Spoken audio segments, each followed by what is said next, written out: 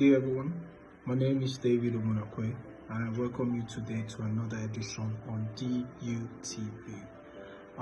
It is no longer news that the new president of the United States of America, President Donald Trump, has declared mass deportation of illegal migrants all over the world in USA. So, in the sense that what I'm trying to say is that President Trump decided that those who came to America illegally must now not be immune and must be taken away from the state to their various countries. And not without saying, this also affected Nigerians. So just last week, information broke out that over 3,000 Nigerians will be deported from the US back to Nigeria.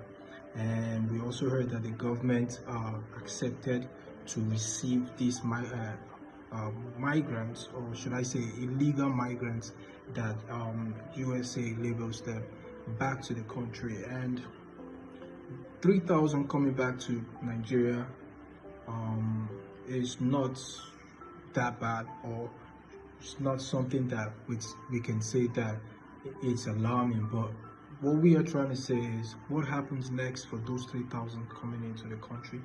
What happens next in every other aspect, now that it is becoming an eye-opener that every country will soon start operating within its own sovereignty? And that is the new emergence happening right now all over the world. We have Germany also threatening to take illegal migrants out of the country, and it begs me to ask today that what is the role, what is the fate of Nigerians?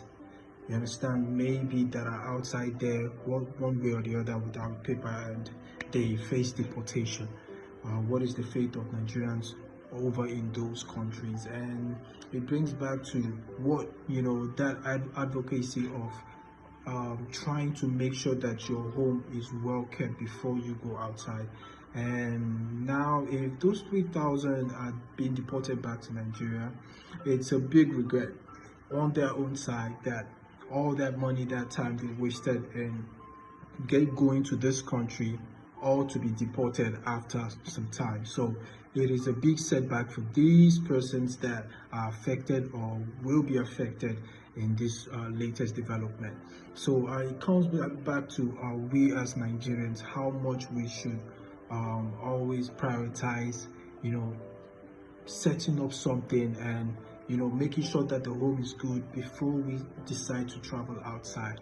Because what happens, this is one a rare scenario though, but it's a rare scenario that has become a reality right now, where people are truly being deported back to their countries. And now that you get deported back to Nigeria, what is the next step? And as much as it feels like the blame should only go to the deportees, no.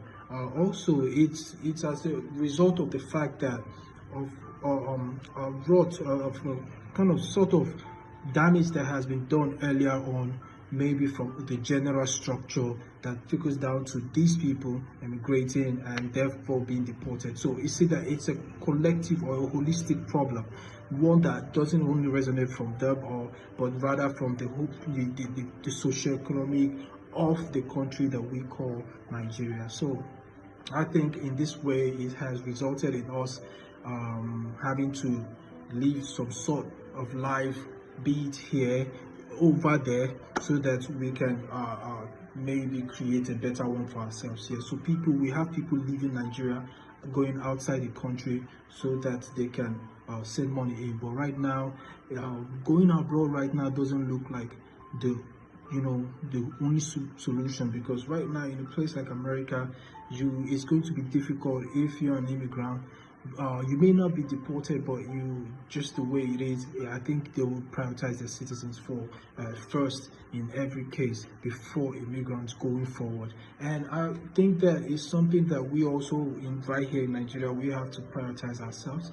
We have to prioritize, helping the citizens to be able to settle in the land, because I don't think a lot of people that are traveling really want to. That's why you have people always coming back after a while they have spent over there outside the country. And those people understand that home is still the best, and but it's just that they have to make ends meet, and in that process they have to leave their comfort zone and head out to somewhere they can a much better greener pasture. But that way it shows us that a lot of people want to stay in Nigeria. A lot of people, I think, if the landscape is plain for all, I guess that we'll have a lot more people working in Nigeria and thriving in Nigeria compared to other countries who have little immigration, and most of their citizens are really trying to boost their countries. We have South Africa, we have Ghana, we have Kenya, but in the case of Nigeria, we have a lot of our young youth immigrating out. To set the record straight, it is not bad to decide or have plans to move to a better place, wherever you feel like is wherever environment you feel like is much better for you. Please explore. But right now all it shows that, first of all, you need to have the right documentations before you can go to these countries now. Second is that you need to have some sort of backup to that journey that you're about to make, and don't just rely solely on the fact that the traveling is just going to be so.